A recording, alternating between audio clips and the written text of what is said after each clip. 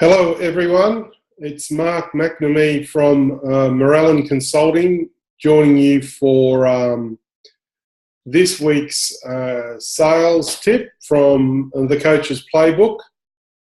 This series of coaching or sales tips comes from our VIP Insiders program, which is a club for those that subscribe to the members area on our website, and gives you an opportunity to access a bunch of sales tools that you can use managing your sales team or managing your own sales.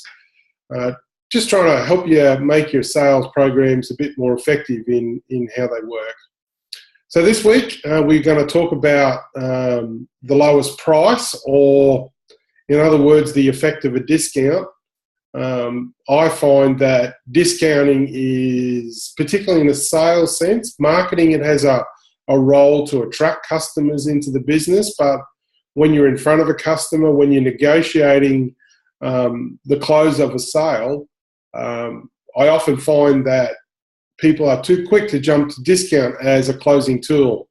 And they generally do that for two reasons. The first reason is that they don't really believe in the value of the product or service that they're offering, at least not to the extent of the price that you might be asking for that product or service. So if you don't really believe in the value that it represents, sometimes it's really easy to default to the value that you really believe it is worth, and so happy to negotiate away some value, looking to close the sale. The second reason is to expedite the sale.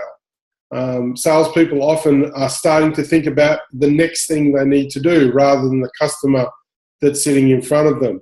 They might be on the phone negotiating a deal, or sitting across the desk or on a showroom floor and trying to get to the next customer because they're standing in front of you, or you can see that on hold light flashing on your telephone, and you want to move this customer along so you can get to the next telephone call or the person that's waiting. The problem with that, of course, is that you never know what the next customer wants or what that flashing light represents. So the old saying of a bird in the hand's worth two in the bush really applies, because you're looking to maximise the value that you can offer to the customer that's standing in front of you. And by just handing away or buying the business, by offering a discount, often sells the customer that you're serving now short, because they don't get to understand the real value of the product or service that you're offering. And it certainly sells you and your business short, because you're giving away value that you know is there, but because you're in a hurry, you're prepared to sacrifice it and move on to the next customer. So they're the two reasons I generally see people being too willing to give a discount. Now, the title of today's presentation is The Lowest Price, or the Effect of a Discount. So just before we finish today's presentation, I thought I'd like to share with you what the effect of a discount can be. So to do that, I'm just going to share my screen. So I'm going to bring up the actual tip, the sheet that's available on our members area on our website. So I'll just bring that up. So this little chart here really does, in a clear way, explain the effect of a discount. So what are we looking at? We're looking at a selling price, we're looking at a cost price, and we're looking at a profit. You just take away the cost from the selling price, and that's how much money you're going to make. Underneath that, we might have the units sold, so how many you're trying to sell to a customer, and therefore the total profit. So looking at the actual numbers, if we're selling something for $100, it costs us $80. Every one that we sell, we're going to make $20. So 20 times 10 gives us a total profit for the deal of $200. Let's go to the extreme of this chart, right to the end, where we offer a 10% discount. It's not unusual for salespeople to say, well, if I give you a 10% discount, can we close the sale? Well, let's have a look at the effect of that discount. So the selling price changes. It goes from $100 down to $90. The cost stays the same.